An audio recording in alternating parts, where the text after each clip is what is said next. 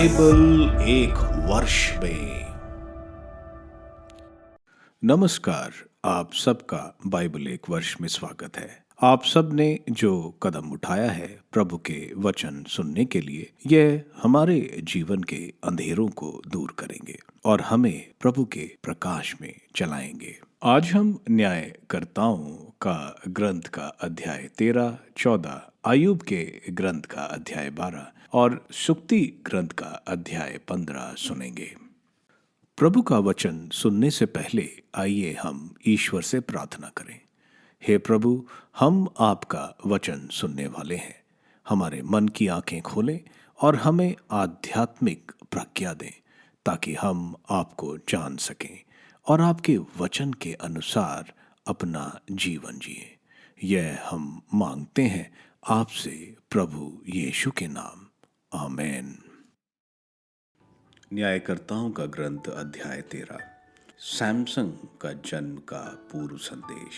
इजरायलियों ने फिर वही किया जो प्रभु की दृष्टि में बुरा है, इसलिए प्रभु ने उन्हें 40 वर्ष के लिए फिलिस्तीनियों के हाथ दे दिया। सोरा में दान वंश का मनोआ नामक मनुष्य रहता था। उसकी पत्नी बांझ थी, उसके कभी संतान नहीं हुई थी। प्रभु का दूत उसे दिखाई दिया और उससे यह बोला, आप बांझ हैं, आपके कभी संतान नहीं हुई, किंतु अब आप गर्भवती होंगी और पुत्र प्रसव करेंगी। आप सावधान रहें, आप ना तो अंगूरी या मदिरा पिएं और ना कोई अपवित्र वस्तु खाएं, क्योंकि आप गर्भवती होंगी और पुत्र प्रसव करेंगी। बालक के सिर पर उस्तरा नहीं चलाया जाएगा, क्योंकि वह अपनी माता के गर्भ से ईश्वर को समर्पित होगा। फिलिस्तीनियों के हाथ से इजराइल का उद्धार उसी से प्रारंभ होगा। वह स्त्री अपने पति को यह बात बताने गई। उसने कहा, ईश्वर की ओर से एक पुरुष मेरे पास आया। उसका रूप स्वर्गदूत की तरह अत्यंत प्रभावशाली था। मुझे उससे यह पूछने का साहस नहीं हुआ कि आप कहाँ से आए रहे हैं, और उसने मुझे अपना नाम नहीं बताया। उसने मुझसे यह कहा, आप गर्भवती होंगी और पुत्र प्रसव करेंगी। आप अब से ना तो अंगूरी या मदिरा पिएं और ना कोई अपवित्र वस्तु खाएं। बालक अपने माता के गर्भ से अपनी मृत्यु के दिन तक ईश्वर को समर्पित होगा। इस पर मनोआ ने प्रभु से यह प्रार्थना की, प्रभु, जिस मनुष्य को तूने हमारे पास भेजा वह फिर हमारे पास आए और हमें बताए कि होने वाले बच्चे के लिए हमें क्या करना पड़ेगा। ईश्वर ने मनोआ की प्रार्थना स्वीकार की। स्वर्गदूत दूसरी बार उस स्त्री के पास आया जब वह खेत में थी और जब उसका पति उसके पास नहीं था। वह स्त्री अपने पति को खबर देने के लिए दौड़ी। उसने उससे कहा, वह पुरुष मुझे फिर दिखाई दिया जो उस बार मेरे सामने आया था। मनोआ उठकर अपनी पत्नी के साथ चल पड़ा। उस मनुष्य के पास पहुंचकर उसने उससे पूछा, क्या आप वही हैं जिन्होंने इस स्त्री से पहले बातें की थी? उसने कहा, हाँ, मैं वही हूँ। मनोआ ने कहा, जब आपकी प्रतिज्ञा पूरी हो जाएगी तो उस बच्चे को किन नियमों का पालन करना चाहिए और हमें उसके साथ कैसा व्यवहार करना चाहिए? प्रभु के दूत ने मनोआ को उत्तर दिया, मैंने आपकी पत्नी से जो कुछ कहा उन्हें उसका पालन करना है। वह दाखलता से प्राप्त होने वाली कोई भी वस्तु ना खाए। वह ना अंगूरी पिए, ना अन्य कोई मादक पेय और ना कोई अपवित्र वस्तु खाए। मैंने उन्हें जो जो आदेश दिए वह उनका पालन करे। मनोआ ने प्रभु के दूत से कहा, ठहरिए, हम आपके लिए बकरी का बच्चा पकाना चाहते हैं। लेकिन प्रभु के दूत ने मनोआ से कहा, यदि आप मुझे रोकेंगे तो भी मैं आपके भोजन का कुछ नहीं खाऊंगा। हाँ, यदि आप एक होम बलि तैयार करना चाहते हैं तो उसे प्रभु को चढ़ाइए। मनोआ को मालूम नहीं था कि वह प्रभु का दूत है, इसलिए मनोआ ने प्रभु के दूत से पूछा, आपका नाम क्या है, जिससे आपका वचन पूरा हो जाने पर हम आपके प्रति अपनी कृतज्ञता प्रकट कर सकें। लेकिन प्रभु के दूत ने उसे उत्तर दिया, आप मेरा नाम क्यों पूछते हैं? वह रहस्यमय है। तब मनोआ ने बकरी का बच्चा और अन्न बलि को लेकर चट्टान पर उस प्रभु को चढ़ाया जिसका कार्य रहस्यमय है। वेदी से ज्वाला आकाश की ओर ऊपर उठी और मनोआ और उसकी पत्नी के देखते देखते प्रभु का दूत वेदी की उस ज्वाला के साथ ऊपर चढ़ गया। मनोआ और उसकी पत्नी यह देखकर मुंह के बल भूमि पर गिर पड़े। जब प्रभु के उस दूत से मनोआ और उसकी पत्नी को फिर दर्शन नहीं दिए, तब मनोआ जान गया कि वह प्रभु का दूत था। इसलिए मनोआ ने अपनी पत्नी से कहा, अब निश्चय ही हमारी मृत्यु हो जाएगी, क्योंकि हमने ईश्वर के दर्शन किए हैं। लेकिन उसकी पत्नी ने उससे कहा, यदि प्रभु की इच्छा हमें मार डालने की होती तो वह ना तो हमारे हाथों में होम बलि और अन्न बलि ग्रहण करता और ना हमें यह सब दिखाता और सुनाता। सैमसन का जन्म। उस स्त्री ने पुत्र प्रसव किया और उसका नाम सैमसन रखा। बालक बढ़ता गया और उसे प्रभु का आशीर्वाद मिलता रहा। बाद में स्रोरोआ और एश्तौल के बीच के महीने दान में प्रभु की आत्मा उसे प्रेरित करने लगा। न्यायकर्ताओं का ग्रंथ अध्याय 14। सैमसन का विवाह। एक दिन सैमसन तिम्ना गया। उसने तिम्ना में फिलिस्तीनियों की एक कन्या देखी। उसने घर लौटकर अपने माता पिता से कहा, मैंने तिम्ना में फिलिस्तीनियों की एक कन्या देखी है, उसके साथ मेरा विवाह कर दीजिए। उसके माता पिता ने उसे उत्तर दिया, क्या तुम्हारे भाई बंधुओं या मेरे अपने लोगों में कन्याएं नहीं हैं जो तुम उन बेखतना फिलिस्तीनियों की एक कन्या से विवाह करना चाहते हो?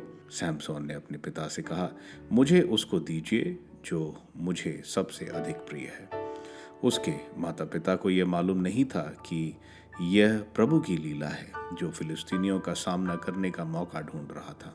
उस समय फिलिस्तीनी इजरायलियों पर शासन करते थे। सैमसन अपने माता पिता के साथ तिम्ना गया। जब वह तिम्ना की दाखबारियों में था, तब अचानक एक सिंह शावक उस पर गरजता हुआ पहुंचा। सैमसन को प्रभु की प्रेरणा प्राप्त हुई। यद्यपि उसके हाथ में कुछ नहीं था, उसने उसे ऐसे चीर डाला जैसे कोई किसी बकरी के बच्चे को चीर डालता है।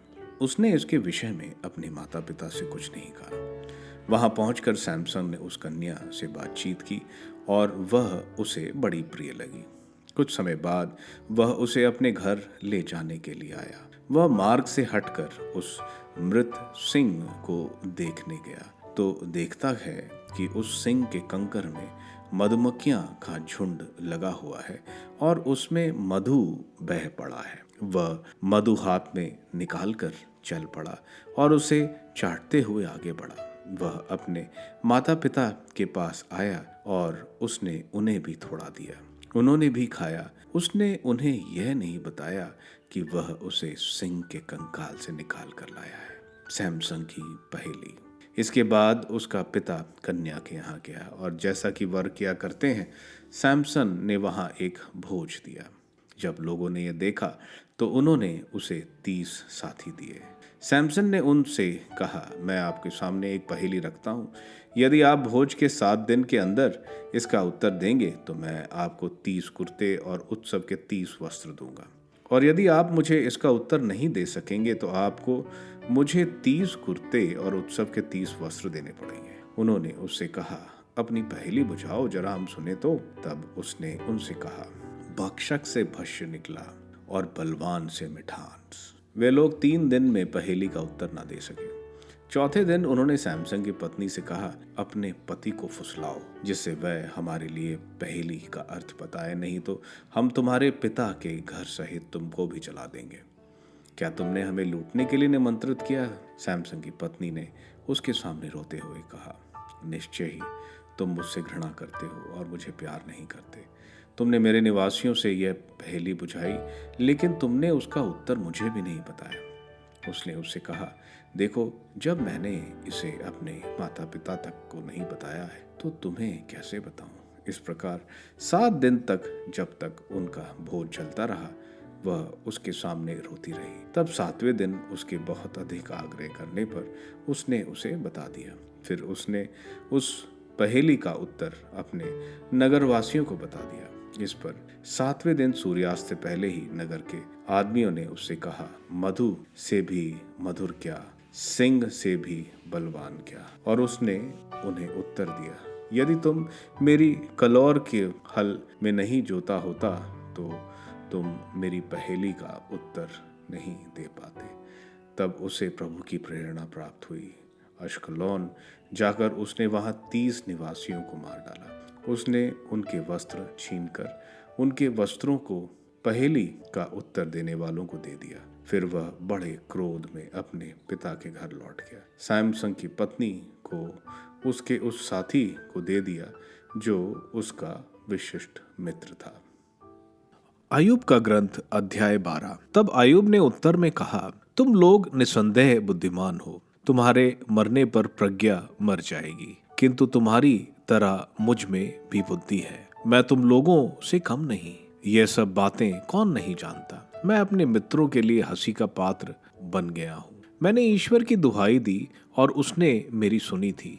मैं धर्मी और निरपराध हूँ, फिर भी हंसी का पात्र हूँ। जो लोग आराम का जीवन बिताते हैं वे दुखियों का तिरस्कार करते और फिसलने वालों पर हंसते हैं। डाकुओं के तंबुओं में कुशल क्षेम है। ईश्वर को चिढ़ाने वाले सुरक्षित हैं। उन्हें किसी बात की कमी नहीं। पशुओं से पूछो वह तुम्हें सिखाएंगे।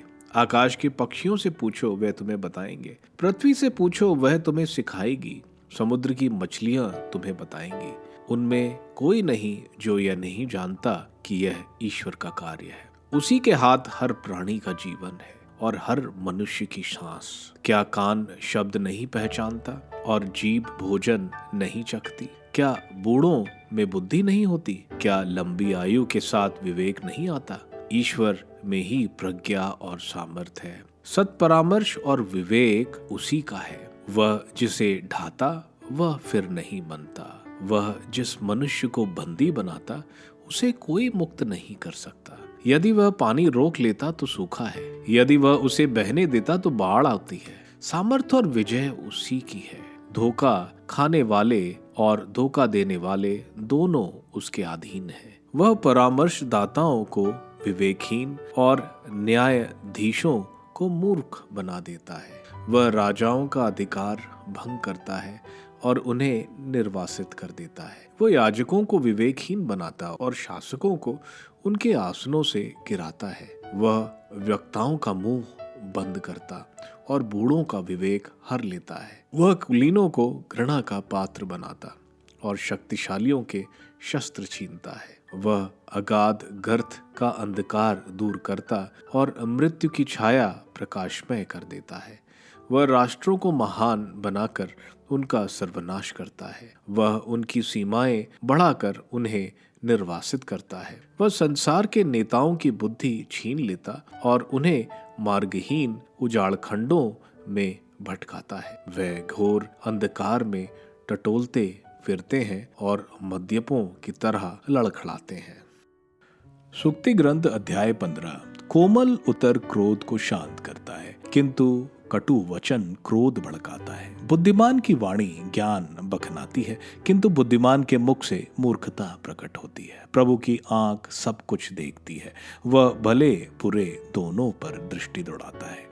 सांत्वना देने वाली वाणी जीवन वृक्ष है, किंतु कपटपूर्ण जिह्वा मन को निराश करती है। मूर्ख अपने पिता के अनुशासन की अपेक्षा करता, किंतु समझदार चेतावनी पर ध्यान देता है। धर्मी के घर में समृद्धि है, किंतु दुष्ट की आय झंझट पैदा करती है। प्रज्ञा के मुख से ज्ञान की बातें निकलती हैं, किंतु मूर्खों का हृदय कपट से भरा है। प्रभु को पापियों के बलिदान से घृणा है, किंतु उसे धर्मियों की प्रार्थना प्रिय है। प्रभु को पापियों के आचरण से घृणा है, किंतु धर्मी का आचरण उसे प्रिय है। पथ भ्रष्ट को कड़ा दंड दिया जाएगा। जो चेतावनी की अपेक्षा करता वह मर जाएगा। प्रभु अधोलोक उसे महाग्रस्त का रहस्य जानता है, तो मनुष्यों के हृदय की बात ही क्या है। मूर्ख सुधार का बुरा मानता, वह ज्ञानियों का सत्संग नहीं करता। आनंदित हृदय मुख को आलोकित करता है, किंतु दुखी हृदय से मन उदास होता है।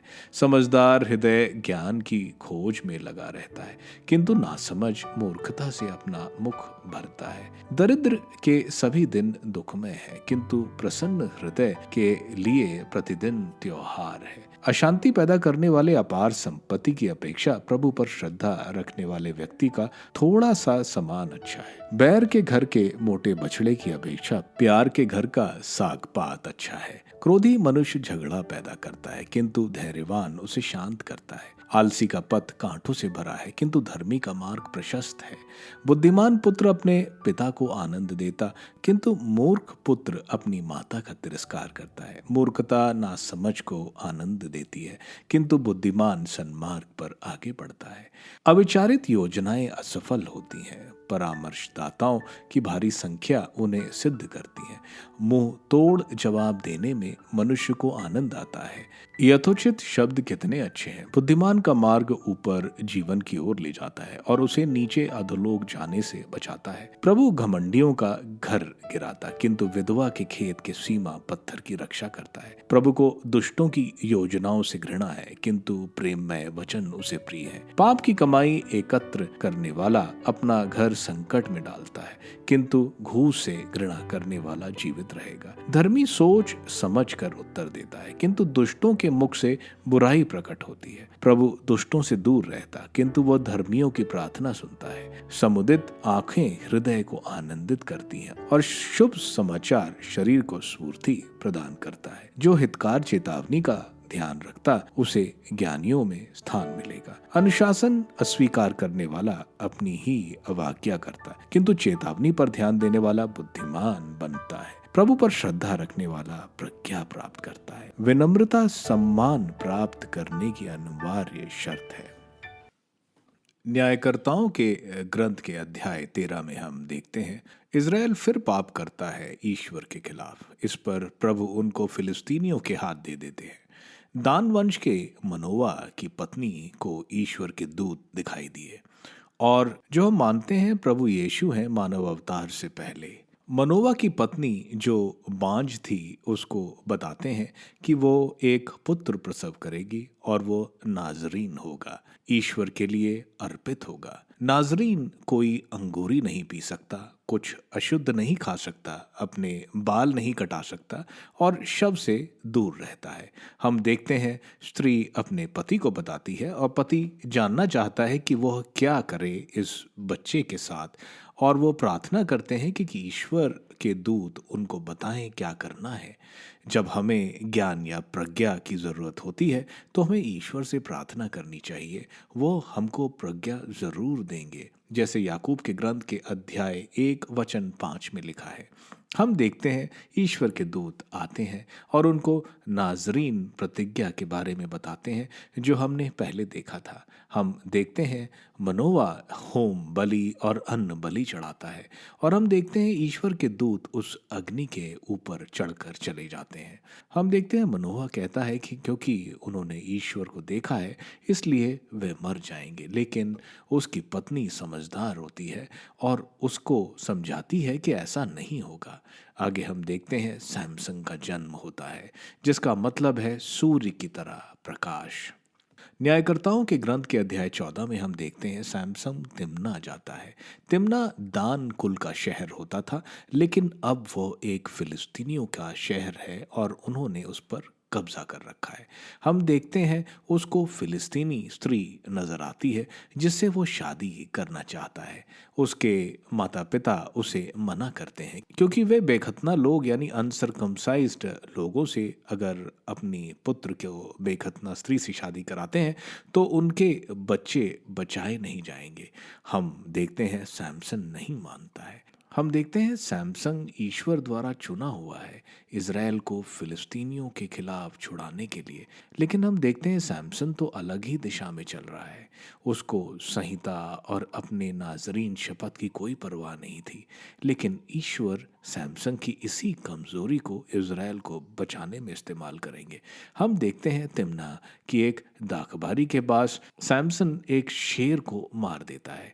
इसके बाद वो इस फिलिस्तीनी स्त्री से मिलता है। इसके बाद जब वो उसे शादी करने जाता है तो हम देखते हैं उस शेर के कंकाल से मधु निकालता है और खाता है और उसको अपने माता पिता को भी देता है। कंकाल अशुद्ध है, उसमें शहद खाना अशुद्ध, साथ में वो अशुद्धता वो अपने माता पिता को भी देता है। सैमसन नाजरीन है, लेकिन हम देखते हैं उसको इन सब की कोई परवाह नहीं। हम देखते हैं वो शादी में बाराती जो यहूदी नहीं फिलिस्तीनियों को लाता है। सैमसन की पहेली जो वो बोलता है उसके बाराती नहीं बता पाते, तो उसकी पत्नी उन फिलिस्तीनियों के धमकाव से डर जाती है और सैमसन को रो रो कर उत्तर पूछ लेती है। हम देखते हैं सैमसन बहादुर ताकतवर है, लेकिन स्त्री उसकी कमजोरी थी। वो फिलिस्तीनी जब पहेली का उत्तर दे देते हैं क्योंकि उसकी पत्नी ने उसको बता दिया था, सैमसन बहुत गुस्सा हो जाता है क्योंकि उसकी पत्नी ने उसको धोखा दिया। वह 3 फिलिस्तीनियों को मारता है और उनके वस्त्र लेकर उन फिलिस्तीनी बारातियों को दे देता है। आगे हम देखते हैं और बुरा होता है सैमसन का ससुर सैमसन की पत्नी को बेस्ट मैन यानी विशिष्ट मित्र के साथ उसकी पत्नी की शादी करा देता है। आयूब के ग्रंथ के 12वें अध्याय में हम देखते हैं आयूब जवाब देता है अपने दोस्तों के आरोप के खिलाफ। वो उनके आरोप सुनकर थक गया था। अब आयूब उनको चिढ़ा रहा है कि तुम अपनी अकल के साथ मर जाओगे। आयूब यहाँ बोल रहा है कि निर्दोष होने के बावजूद वो विपत्ति सह रहा है, बल्कि दुष्ट के साथ अच्छा हो रहा है। आयूब बोल रहा है कि पूरी सृष्टि प्रभु की प्रज्ञा और शक्ति का बखान करती है।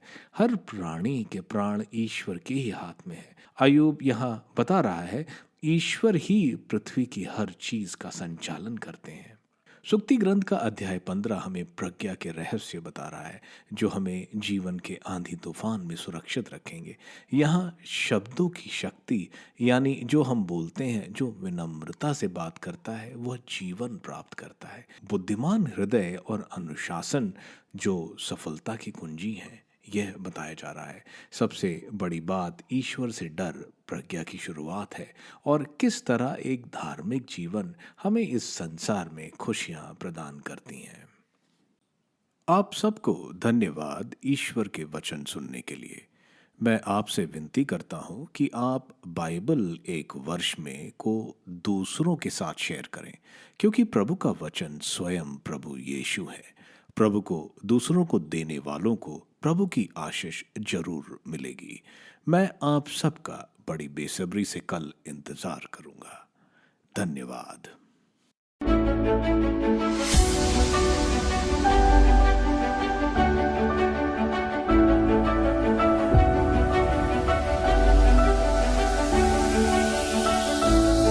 बाइबल एक वर्ष में